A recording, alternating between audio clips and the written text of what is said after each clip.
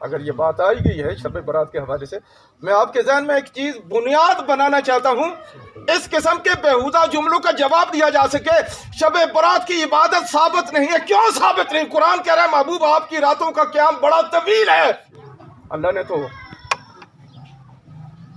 غلامان مصطفیٰ کی شان بیان کی، غلامان مصطفیٰ کی جنہوں نے پیارے نبی کا کلمہ پڑھا ہے۔ قرآن کے حوالے سے عرض کر رہا ہوں، والذین یبیتون لربہم سجدا وقیاما۔ اگر یہ بات آئی گئی ہے شب برات کے حوالے سے، میں آپ کے ذہن میں ایک چیز بنیاد بنانا چاہتا ہوں، اس قسم کے بیہودہ جملوں کا جواب دیا جا سکے۔ شب برات کی عبادت ثابت نہیں ہے۔ کیوں ثابت نہیں؟ قرآن کہہ رہا ہے محبوب آپ کی راتوں کا قیام بڑا طویل ہے۔ ان راتوں میں شب برات بھی آ رہی ہے یا نہیں آ رہی؟ آ رہی۔ اگر عام راتوں میں قیام اتنا طویل ہے، قرآن اس قیام کو بیان کر رہا ہے، تو شب برات میں قیام کتنا طویل ہوگا؟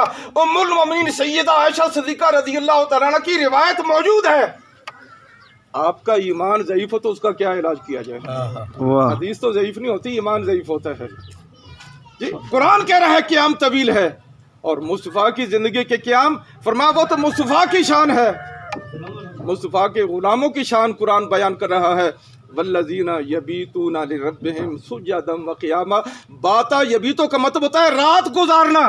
میرے محبوب کے غلام، میرے محبوب کا کلمہ پڑھنے والے اہل ایمان، فرمایا ان کی راتیں کیسے گزرتی ہیں؟ فرمایا دیکھنے والے تو میرے محبوب کے غلاموں کی راتوں کو دیکھے۔ رات کی بات ہو رہی ہے، دن کی بات ہی نہیں ہے۔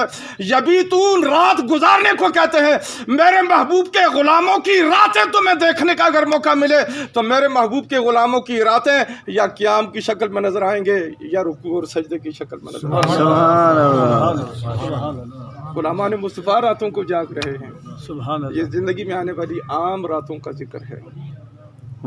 جو خاص راتیں ہوں گی، ان خاص راتوں میں کوئی یہ بیہودہ جملہ اپنی زبان سے ادا کرے کہ اس رات کی عبادت جو ہے وہ سرکار کی طرف سے ثابت نہیں ہے، سرکار پہ بہت بڑا بہتان ہے۔ حاضرین محترم، ہر ابتدا سے پہلے ہر انتہا کے بعد ذات نبی بلند ہے، ذات خدا کے بعد انسان کہاں تک بیان کرے؟